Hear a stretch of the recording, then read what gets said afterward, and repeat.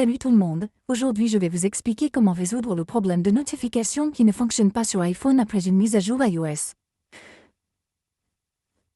Si vous utilisez un iPhone et que vous avez mis à jour votre version iOS, mais que vos notifications ne fonctionnent pas, voyons quelques solutions possibles.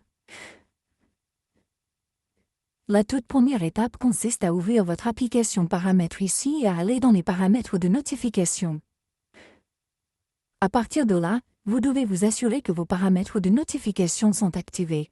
Mais tout d'abord, vous devez simplement faire défiler votre centre rapide et vous assurer que vous n'avez pas activé le mode ne pas déranger sur votre téléphone. Après cela, vous n'avez plus qu'à revenir en arrière et à revenir ici.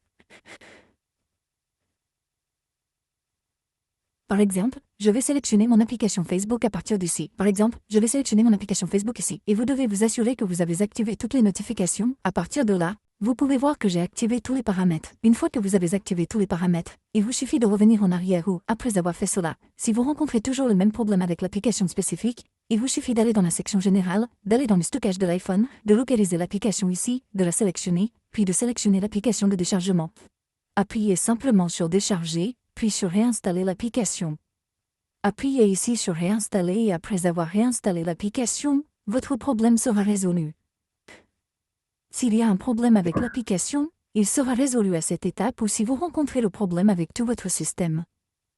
Vous pouvez donc suivre certaines étapes. La toute première chose que vous devez faire est d'ouvrir la section générale ici, d'aller dans le transfert, de réinitialiser l'iPhone. Sélectionnez réinitialiser tous les paramètres à partir d'ici et vous devez vous vérifier, puis passer à cette étape.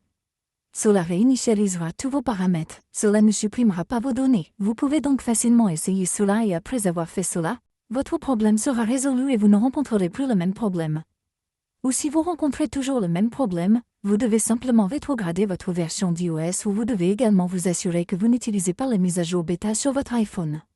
Alors, optez pour la couche générale, optez pour la mise à jour logicielle et assurez-vous de ne pas utiliser la mise à jour bêta ou, si vous l'utilisez, essayez de désactiver les mises à jour bêta, puis vous devez désactiver les mises à jour sur votre iPhone. Après cela, le problème sera résolu. Merci beaucoup d'avoir regardé la vidéo, à la prochaine, au revoir.